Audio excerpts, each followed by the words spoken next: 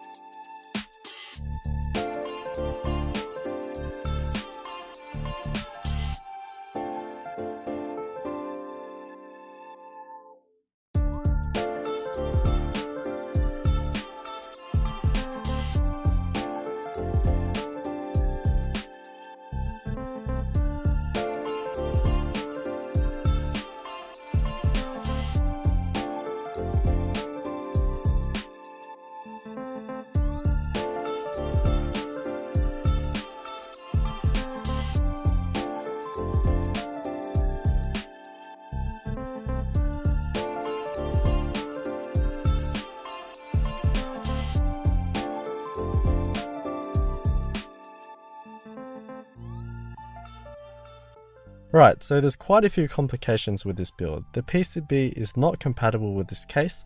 There's a few bits of the PCB that need to be filed away because they hit the case where the screw holes are. So we took off a little bit from these two spots here, which is just on the edge, so there's no traces or anything, so no harm done. But yeah, you gotta be quite careful. It was still pretty tight overall as the Cerakote coating does add that little bit of thickness.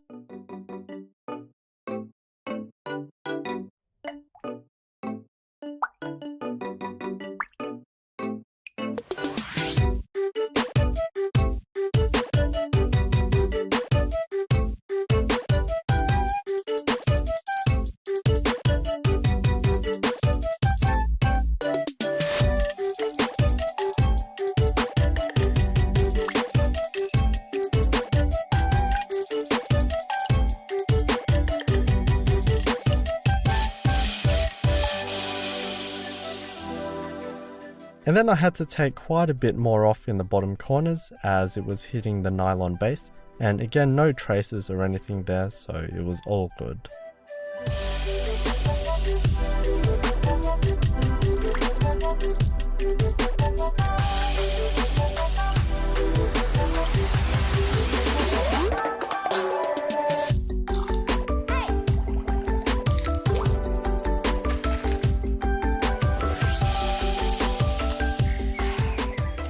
And here it is, all done.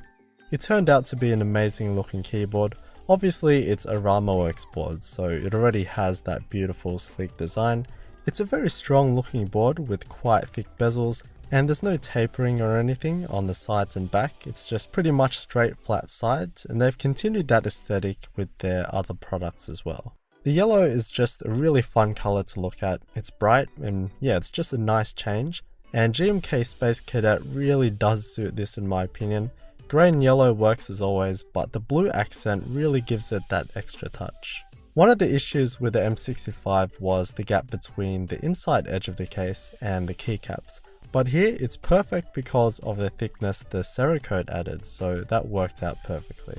And it's such a delight to type on. The Smk clickies are one of the better clicky switches out there in my opinion. They're kind of like the modern Calebox switches, as they're quite crisp and have a double click. So they feel better than say Cherry MX Blue in pretty much all aspects, as MX Blues use a click jacket and can feel a little rattly and not very crisp at all, but as always that's a personal preference thing.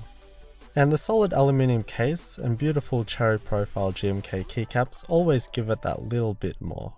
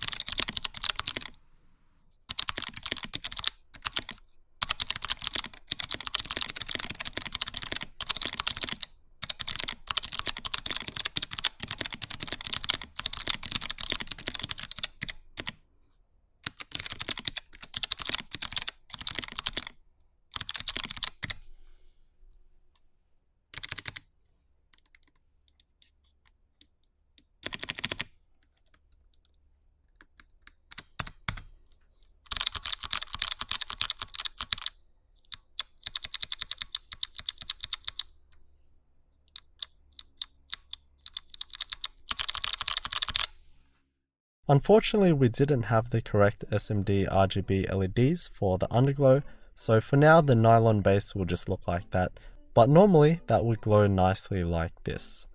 But yeah, the base was such a pain overall, and it still is warped even with the screws in, because there's only 2 screws on each side, leaving some big gaps between screws, so I couldn't really force it straight. An amazing keyboard nonetheless, and it was awesome fun to get to play with this for a little bit. And that's the first RAMA keyboard I've done on the channel.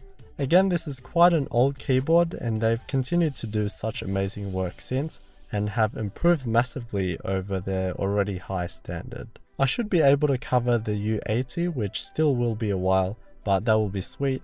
And thanks to my mate Eric for giving me the chance to do this video, and I know for sure the receiver will absolutely love it.